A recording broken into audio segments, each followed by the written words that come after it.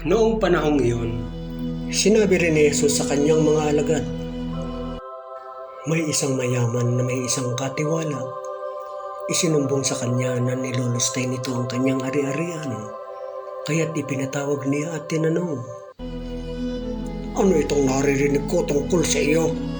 Isulit mo sa akin ng buo ang pangangasiwa mo sa aking ari-arian, pagkat mula ngayon ay hindi na ikaw ang katiwala ko. Nawi ka ng katiwala sa sarili. Aalisin ako ng aking Panginoon sa pangangasiwa. Ano ang gagawin ko? Hindi ko kayang magbungkal ng lupa. Nahihiya naman akong magpalimos. Alam ko na ang aking gagawin. Maalis man ako sa pangangasiwa, may tatanggap din sa akin sa kanilang tahanan. Isa-isa niya ngayong tinawag ang mga may utang sa kanyang Panginoon. Tinanong niya ang una, gaano ang utang mo sa aking Panginoon?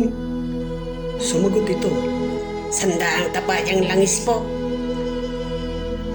Heto ang kasulatan ng iyong pagkakautang. Dali, maupo ka't gawin mong 50. At tinanong naman niya ang isa, ikaw, gaano ang utang mo? 100 kabang trigo po. Heto ang kasulatan ng iyong pagkakautang.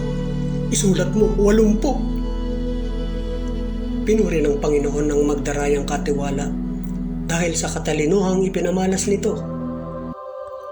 Sapagkat ang mga makasanlibutan ay mas mahusay gumawa ng paraan kaysa mga makadiyos.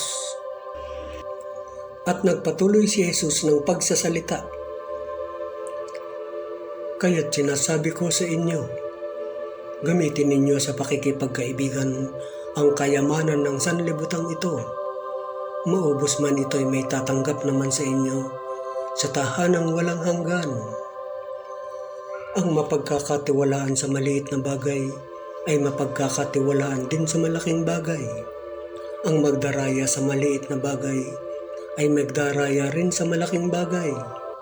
Kung hindi kayo mapagkakatiwalaan sa mga kayamanan ng sanlibutang ito, sino ang magtitiwala sa inyo ng tunay na kayamanan?